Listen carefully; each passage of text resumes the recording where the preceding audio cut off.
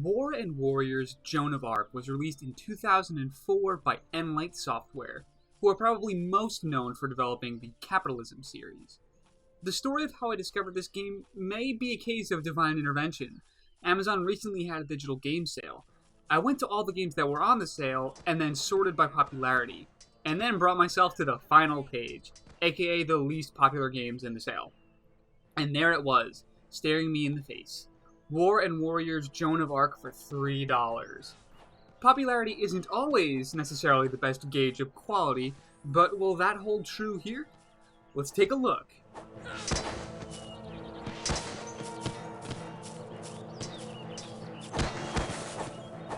Needless to say, I took pity on this game that was so neglected in the sale. For that price, I'll try any game, especially a medieval-themed game. Something about the super generic, grassy field music of budget medieval games, it makes me nostalgic for games I've never even played before. You guys know the style of music I'm talking about.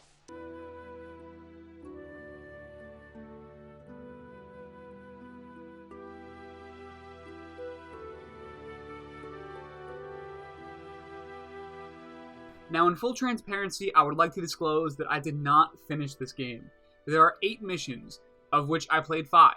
So I've seen a pretty large chunk of this game, though I didn't exactly like all of what I saw, which is why I didn't play all 8 missions. This game has got some serious problems. We begin our adventure with a brief cutscene introducing all of the game's playable characters. Yeah, oddly enough, Joan isn't the only character you can play as. You can play as a variety of French commanders in your quest to crush the English in the 100 Years' War. And of course, here she is, Joan herself. Mission 1 begins by showing you the game's awkward dialogue and voice acting. However, if we are protective of each other, we shall both survive the journey. Your sword is at your disposal when the need arises. The mission itself is pretty straightforward. We just need to deliver a letter to the Duke. When you get control of Joan, the first thing you will notice is how terrible the camera control is. It's insanely stiff, and none of the setting changes help it at all. Also, forget about trying to enter any buildings or narrow hallways with this camera. Seriously, it's not going to be a fun time. There's also a really terrible auto lock-on feature that is on by default that sometimes gets locked on characters even after they're dead, and leaves you stuck looking in a direction that you shouldn't be. Thankfully, this can be disabled. The combat feels like a really simplified version of Dynasty Warriors. You have your heavy and light attacks that can be chained together, but a lot of these new moves are locked behind points that you spend while you level up. This first mission is mainly just one long corridor with some alcoves you can go down to pick up some extra items. Move down the path, wail on some enemies, nothing super original here, but nothing too terrible either. It's when we get to mission 2 we start to see some of the serious problems. Any semblance of brevity that the first mission had is long gone here. We open the mission by finishing up our objective from the first one, by getting the letter in the hands of the Duke. Then we have to shop at the nearby blacksmith and grocer. Then the city gets infested with English dogs that we have to fight off. Then we launch a counterattack on 2 nearby settlements. Then we come back to the city and defend it from a siege on its western wall. This level took over an hour, and it was seriously terribly paced. This level is huge, both in the amount of objectives it expects you to complete, as well as the size of the map. And this brings into the limelight how downright terrible the map is. There is no map button. You have to rely on your mini-map on the top right, which is nowhere near zoomed out enough to handle the size of these levels. One of the big reasons why the pacing of these levels feels so terrible is the way that you capture enemy settlements is by killing every enemy who's inside of it. Or at least it felt that way. The settlements never became mine until every enemy was dead.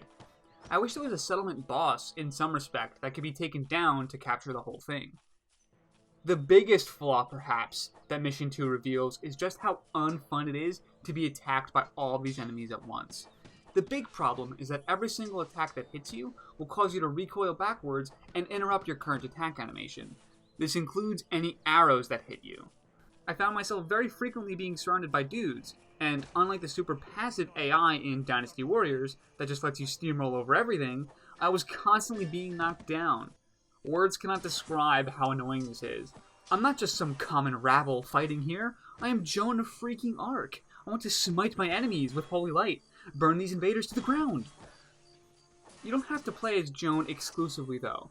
As I alluded to before, you can play some of her fellow French leaders who all have their own unique attack animations, but they're such minor changes that they don't really feel too much different.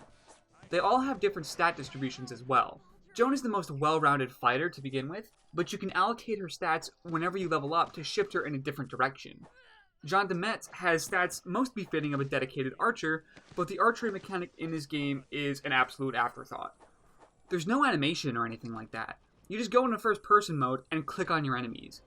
Since there is no animation to knocking or firing your arrows, you can literally just run around spamming them and playing the game like a super terrible FPS.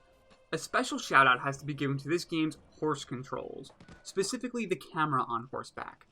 I thought that the camera controlled horribly in the non-mounted gameplay, but here they really outdid themselves.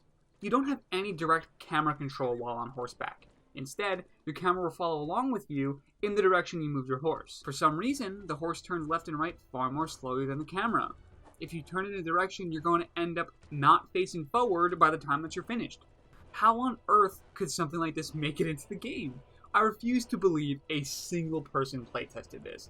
It's seriously an abomination. Such a shame, too. I would have loved to have been able to cut down dudes from above. It would have given the game a much-needed taste of variety. Also, man, this execution attack sucks. Every character has the ability to stab at a foe who is knocked down on the ground, but you seriously have to be looking at them dead on. Otherwise, you'll just stab at the ground and miss them entirely. This is extremely problematic in a game where the auto lock-on is absolutely awful, and there's not an option to enable a manual lock-on of any kind. But there is one small glimmer of good game design that shone through while I was fighting, and that's the way the game handles critical hits. Rather than crits being tied to a stat that you have, there's something that can be actively performed. Occasionally on the bottom left-hand side of the screen, you will see a combo pop up that will do bonus damage if performed. I think systems like this are a cool way to occasionally nudge you in the right direction when performing combos, and all hack and slash games could use a system somewhat akin to this.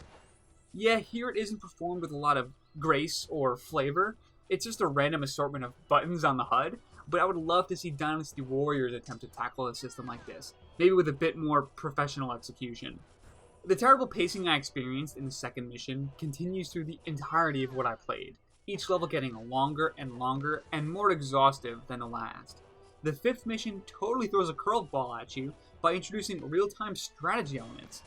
Kind of.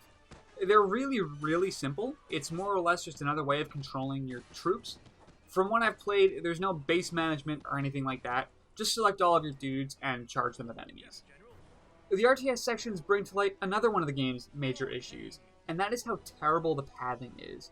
Oh god, it is embarrassingly terrible and really hard to watch. Enemies and allies will get stuck on each other constantly, and having them all bundled together just makes it way worse. I think an example where this is perfectly demonstrated is when I took a side quest from the town's priest to save some villagers who got stuck in the woods. I went through the woods and saved them, but when I tried bringing them back, the priest would just repeat the same line of dialogue over and over. "Not now! The English tyrants are attacking! I am trying to take refuge." Meanwhile, there are no English in sight, so I figure maybe I have to stand in a particular spot to trigger the event or something? I walk around town trying to figure out what I'm doing wrong, and that's when I see a lone English soldier in the distance, stuck clipping on some barrels. Yep, that was the problem. I killed him, and I finished the quest. Needless to say, I did not enjoy most of the time I spent with this one. The RTS and hack and slash controls both feel so clunky, it makes me wonder which is designed first. It's another classic example of a game trying to be too many things, when focusing on just one of its components might have made it stronger. Maybe. Even the most passionate fans of French history should probably look elsewhere.